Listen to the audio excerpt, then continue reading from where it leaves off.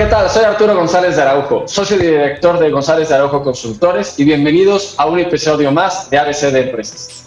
Como se pueden dar cuenta, traemos ya una serie de entrevistas que están relacionadas con el ambiente laboral, con los empleados, con el liderazgo, con este ambiente post-COVID del cual todavía no nos acostumbramos, donde algunas cosas desgraciadamente dejan de ser noticia cuando deberían seguirlo siendo, donde estamos pasando por retos económicos y emocionales bien importantes y donde en última instancia las estructuras laborales se han visto modificadas por las necesidades. Esto es, antes no se esperaba un home office, tantas videoconferencias, todo era a razón de estar en presencia. Y esto se ha modificado de manera muy importante y esto genera retos para todos los departamentos de recursos humanos. Los departamentos de recursos humanos no forzosamente son estas empresas enormes, estructuradas, sino los recursos humanos es eso, un recurso humano, son personas. Y todas las empresas están constituidas por personas. Esa es la razón por la cual estamos inmersos en esta serie de entrevistas que estamos ciertos que deben ser de utilidad para que ustedes puedan buscar la productividad de cada una de sus empresas. Si eres además de recursos humanos, que puedas tener herramientas adicionales para que puedas buscar ese bienestar dentro de tu población. Es por eso que hoy tenemos a Vivi Torres. Vivi Torres es psicóloga, pero además fue poligrafista. Entonces, así si miento, rapidito se va a dar cuenta. Además, estuvo 7 años en Incusa como directora de Desarrollo Humano y estuvo ella participando en el Premio Nacional de Calidad y lo ganaron en 2016, si bien me recuerdo. Y pues bueno, básicamente hoy tiene una empresa que se llama Timos, Equipos Vivos. Y esta parte es relevante. Ya de entrada, el nombre de la empresa. Vivi, bienvenida. Hola Arturo, muchas gracias. ¿Cómo estás? Muy bien, gracias. Cuéntame antes que otra cosa, ¿qué significa Timos Equipos Vivos? Bien, pues primero Timos es una palabra del antiguo griego. Era una palabra muy compleja, primeramente utilizada por Aristóteles y Sócrates. Hablaba de una parte del alma donde se encuentra la energía vital. Posteriormente el significado fue evolucionando y se nombró una glándula que tenemos a nivel del corazón que se llama timo. Y esta glándula es encargada de regular el sistema inmunológico. Entonces, sabemos que las personas en las empresas son la energía vital. De ahí es que la conexión con esta palabra y el significado de la empresa. Ya de suyo lo hace interesante. Yo sé que es una empresa muy joven, una empresa que en realidad eres parte del emprendimiento nacional, ¿no? Y esa parte es importante. Pero también sé que tienes años de experiencia en diferentes empresas, insisto que hasta poligrafista fuiste por años. Todos hemos vivido diferentes crisis y dentro de tu experiencia en recursos humanos, ¿cómo las has vivido? Bien, generalmente no estamos preparados para las crisis, ¿no? Siempre hay como esta idea de que como un plan de riesgos, sin embargo, nos agarran por sorpresa, no estamos preparados, sin embargo es sacar la mejor versión de nosotros y siempre estar conectados con las personas. Eso es muy importante, la escucha y la empatía es la fuente de información para recibir qué es lo que está sucediendo a nuestro alrededor, con nosotros, en la empresa, y ahí está la solución. Ahí es donde podemos aprender como la estrategia y qué es lo que podemos realizar para salir adelante y fortalecernos después de la crisis. Ok, aquí hay un tema muy interesante y particularmente sencillo. Cuando uno está en una crisis, cualquiera que ésta sea, me lo imagino como una explosión. Y entonces uno tiene que ubicar en qué parte del planeta quedaste cuando cae esa bomba. Y eso incluye a los directores, a los dueños de las empresas, que no forzosamente tienen esas estructuras gigantes, ¿no? De 4 gerentes de recursos humanos y tal, sino que acaba siendo a veces el propietario o el director el que se pone diferentes cachuchas o roles dentro de una misma compañía. Y cuando está uno en crisis, es crisis, y entonces uno está fijándose, pero que en el número, pero en la productividad, pero en tal. Y acaba siendo muy difícil, efectivamente, tener ese canal de comunicación y esa empatía, porque estás a puerta cerrada haciendo 680 cosas. La primera pregunta concreta, entonces, es ¿qué recomendación o herramientas les vamos a dar a esos empresarios para que puedan detectar que algo se está desgastando, ya sea su ambiente laboral, ya sea su empleado, ya si está teniendo un burnout, si tienes un tema de ansiedad laboral? ¿Qué hacemos? ¿En qué momento tenemos que tener ese foco rojo, no? Así es, Arturo. Bien lo dices, muchas empresas tal vez ni siquiera tienen área de recursos humanos, no tienen a una persona encargada de recursos humanos y es el director el que hace todas estas funciones y no puede hacerse cargo de todo. Lo primero que yo recomendaría es delega, ayúdate de otra persona u otras personas que puedan estar mucho en contacto con los colaboradores y con los mismos clientes, porque las crisis no solamente pasan internamente, ¿no?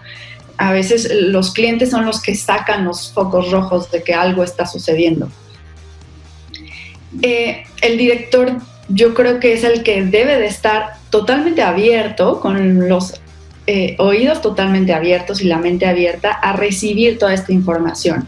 Entonces, si el director no puede estar en contacto con las personas, porque es agarrar el teléfono y hablarles. ¿Cómo estás? ¿Cómo estás viviendo esta situación? ¿Cómo está tu familia? ¿Cómo están las condiciones en donde estás trabajando? ¿Cómo está tu salud? Etcétera. Si esta persona no puede hacer esto, hablando de empresas pequeñas o medianas, ayúdate de alguien más. Lo ideal sería identificar a algún otro colaborador con esta sensibilidad. O sea, buscar un líder que forzosamente no es formal, sino un líder de facto, un líder que al final dentro de la organización es reconocido, ya sea por su trabajo, por sus valores, por la empatía, por lo que corresponda. Creo que podría ser, como dices, una buena ayuda, ¿no? Y porque a veces hablar con el director general al empleado le cuesta trabajo porque se siente regañado cuando padece de alguna situación, ¿no? Ahora, hay algunos temas que acabas de señalar que de la misma suerte el ambiente laboral cuando se ve mermado, creo que el cliente lo acaba notando y las quejas empiezan a subir, ¿no? Y esa parte, el director general es normalmente cuando acaba apretando tuercas en vez de entender que posiblemente haya la necesidad de modificar algo en la situación inmunológica de la sociedad, como lo pones, ¿no?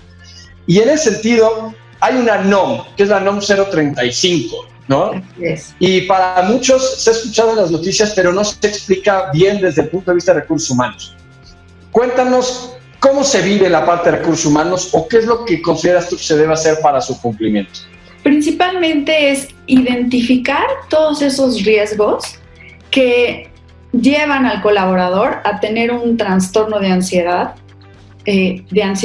o de estrés grave que esté relacionado con las funciones de su trabajo o con la jornada laboral, que tenga relación en algún punto con el trabajo, que esté originado del trabajo. ¿Y cómo prevés eso? Porque, a ver, yo tengo un despacho de abogados y de suyo te puedo decir que el nivel de estrés que se tiene en juzgados nunca es cosa menor. Exacto.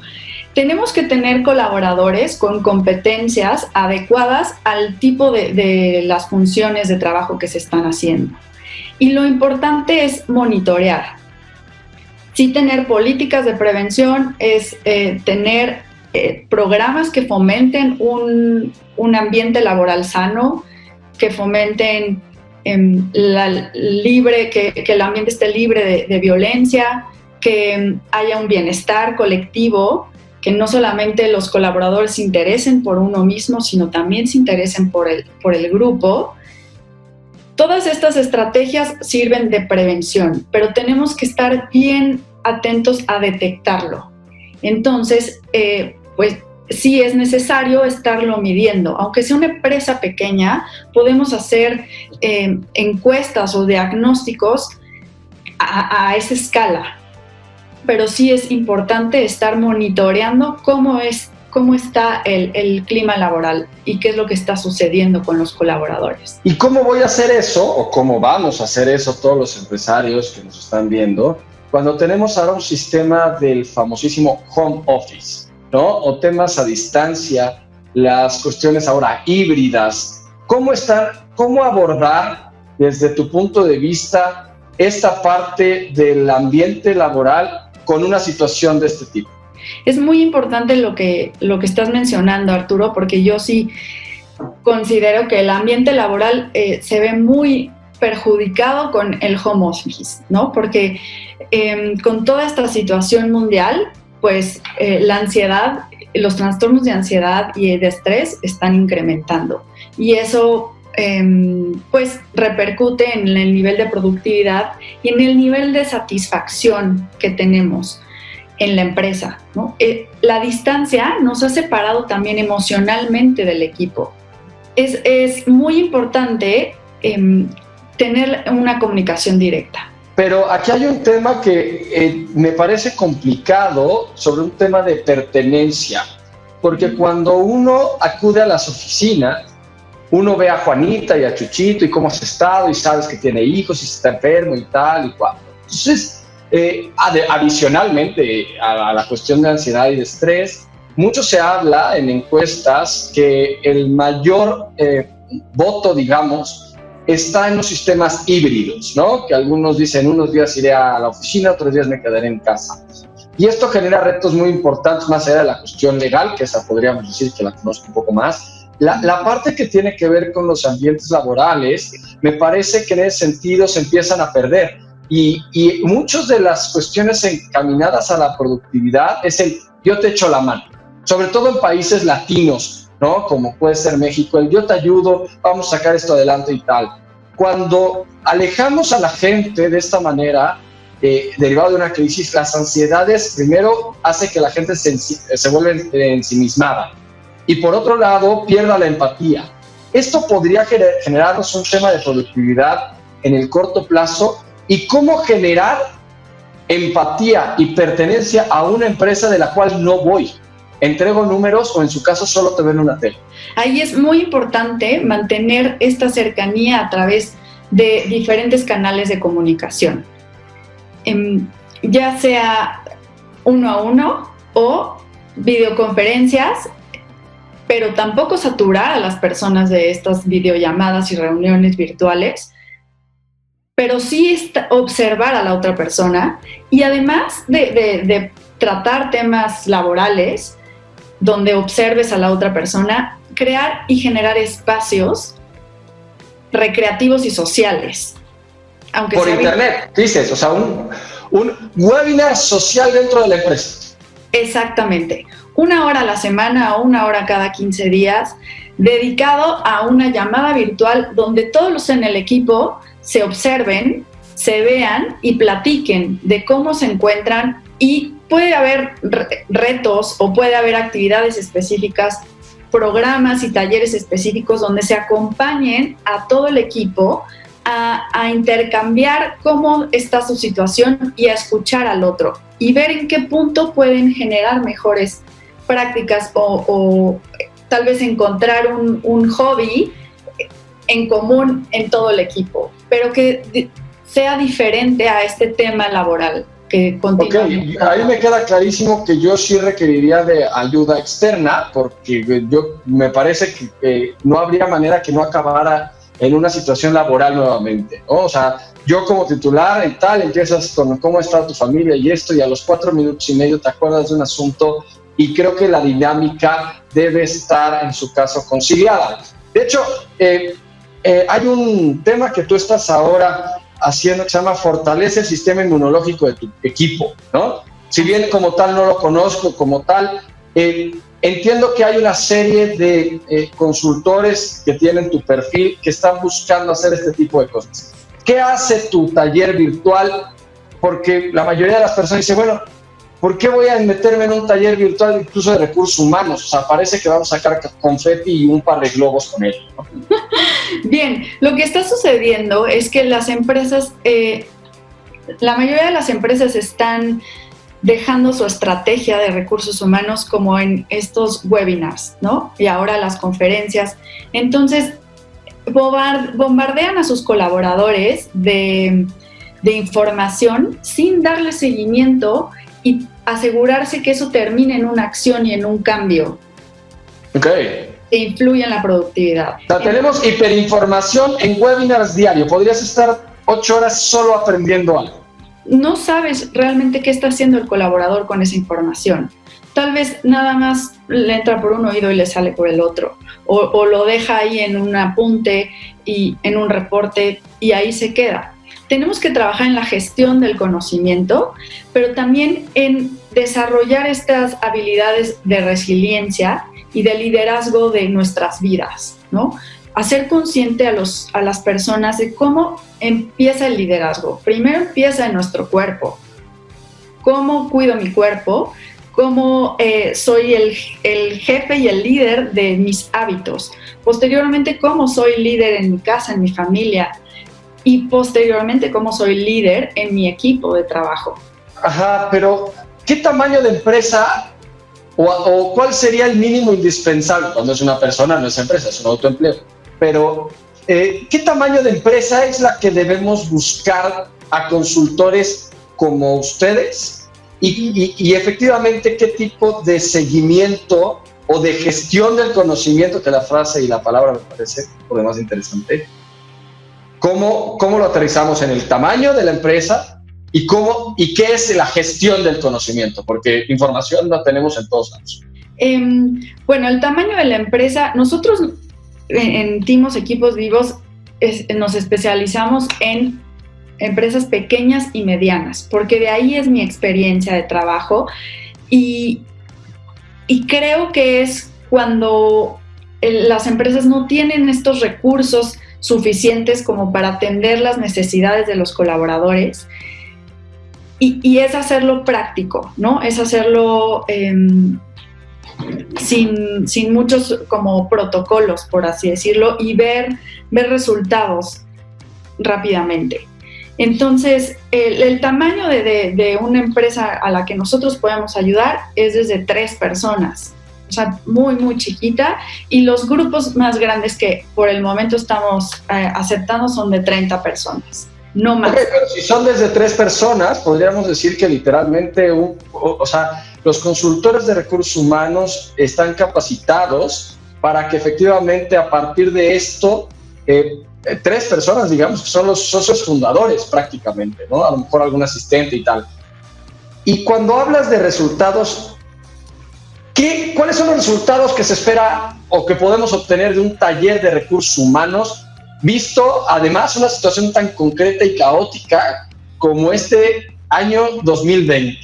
Principalmente es la creación de nuevos hábitos y de nuevas prácticas, que desde los colaboradores nazca y surja la propuesta de nuevas formas de trabajar, con el compromiso de que esto se vaya a llevar a cabo y estarlo fortaleciendo cada vez que sea necesario.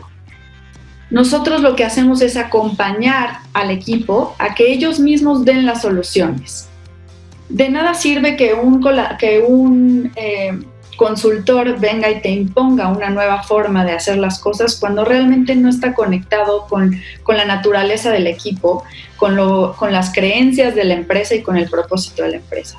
Entonces los acompañamos a que ellos mismos implementen estas nuevas formas de hacer las cosas y es darles ese seguimiento y asegurarnos que sí se está cumpliendo lo que ellos están construyendo. Ese es el resultado que nosotros ofrecemos. Por consiguiente, al evaluar los resultados, la productividad de la empresa debe ir en constante crecimiento. Lo que es un común denominador es que a partir de la sensación, pues no sé si de satisfacción plena, pero sí de una forma de integración dentro de un ambiente laboral y de la felicidad con la que uno puede sentirse por lo menos motivado a colaborar dentro de un organigrama, es como se estaban obteniendo la productividad. No es como se estilaba, por lo menos se pensaba, que el grito, el sombrerazo y la estructura rígida es la que hacía que apretaran más tuercas, ¿no? Como podríamos pensar en el siglo XX. Y con esto me gustaría terminar con la última pregunta que estoy haciendo a todos mis invitados en esta sección, digamos, y es, ¿qué opinas del trabajo duro? Y para ti, ¿qué es el trabajo duro? Yo creo que el trabajo duro, no me gusta esa palabra para empezar. Yo creo que el trabajo ya debe de incluir la misma palabra, el mismo concepto, debe incluir este esfuerzo y esta convicción de hacer las cosas bien y de obtener resultados. Si no estamos conectados con el propósito y el para qué de nuestro trabajo, es mucho más complicado no sufrirlo, ¿no? Creo que el trabajo que se sufre constantemente ya sale como de la plenitud y del bienestar del ser humano. Considero que como personas, como colaboradores, como empresarios, tenemos que encontrar esa conexión con nuestras funciones y con el impacto que estamos haciendo al ayudar a otras personas haciendo nuestro trabajo. Pero es una conexión como de esta pasión que nos mueve y que cuando estamos en ese punto no hay trabajo duro, sino más bien es trabajo. Muy bien, pues Vivi Torres, muchas gracias por acompañarnos. Sé que va a haber más de uno de los empresarios que le estamos moviendo fibras para poder entender el para qué y que sobre todo la idea de pensar que los recursos humanos, los talleres, la integración o bien el estado anímico de sus colaboradores es únicamente para esas empresas gigantes, ¿no?, que salen en estas revistas y tal, sino que más bien no importa el tamaño, sino importa la calidad de vida de sus integrantes. ¿Dónde te pueden localizar? Bien, en nuestras redes sociales tenemos Facebook como Timos Equipos Vivos, timos.equiposvivos, en Instagram, Timos Equipos Vivos, seguidito, y en LinkedIn estoy como Vivi Torres. Perfecto, Vivi, pues muchísimas gracias. Gracias a todos los que hicieron posible un día más de ABC de Empresas y gracias a todos ustedes por acompañarnos el día de hoy. Soy Arturo González de Araujo, socio director de González de Araujo Consultores y hasta la próxima.